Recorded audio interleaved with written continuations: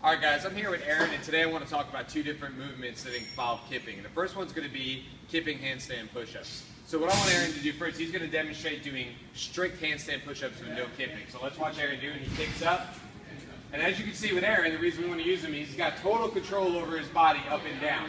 Now we used Aaron for this reason, for this video, because we know Aaron can do more than a few of these, 10 of these in a row. You can go ahead and kick down. Alright? We know Aaron can do these strict. He doesn't necessarily need kipping.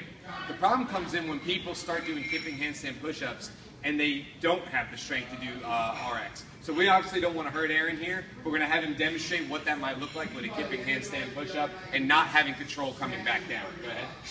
So what you can see is he kips up, he goes down. He's going to kip up to the handstand. But the problem arises if Aaron doesn't have enough strength and he falls on his head. Okay, you can kick back. That's what we don't want to see. We've talked to chiropractors that we have that go here, Joe, and he's confirmed that there's nothing good about it, and as you can imagine, falling on your head is not going to be good for you, okay? So what we're cautious of is not using kipping handstand push-ups as a workaround if you're not strong enough to do strict ones. So on this third one, I'm going to have Aaron show you kipping handstand push-ups, but knowing that Aaron as an athlete is capable of doing strict, that's going to be okay, and he's going to show control through the whole movement. So let's see those. These would be okay in a WOD. We would have no problem with this, assuming we knew that what Aaron could do.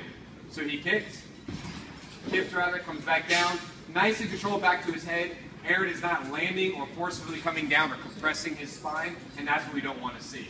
Okay, so those are great. The ones in the middle, collapsing and using a kipping to get yourself up, but you don't have the strength to hold yourself and you're falling down your head, are not okay, and we won't allow those anymore in the gym. We're concerned for people's safety, and talking with a chiropractor and getting that professional opinion, they're not okay. All right, now we're going to move over to butterfly pull-ups, also with a kipping motion in. So let's go over. Okay, so another problem we see is on the butterfly pull-ups. Again, we know Aaron on this particular case is strong enough to do butterflies, it's not going to be a problem. So let's see Aaron do a few good butterfly pull-ups that have the right strength to him. You're going to notice that Aaron holds his body back at a bit of an angle. It's very similar to doing like a knees, elbows, or a toes to the bar. And he has good strength control over that movement. All right, so drop down. The problem arises when people try to jump or leap forward into that butterfly before they're technically strong enough to do it. And what happens is, when they're coming around, and Aaron will show this, when he's coming around, it's almost like hanging meat. They drop it to this full extension, they're putting a lot of pressure on their joints. So we're going to have Aaron demonstrate what that looks like. And we see this from time to time, but we really need to make sure it doesn't happen. All right? So he comes around, but you can see he's kind of hitting that dead spot at the bottom, and when he's having to reinitiate, he can hop down. So Aaron was having to reinitiate that movement. Instead of being smooth and fluid as he moves around the bar, he's moving and dropping, and then trying to kick up to it and dropping again. He's putting a lot of undue stress on his joints that doesn't need to be there.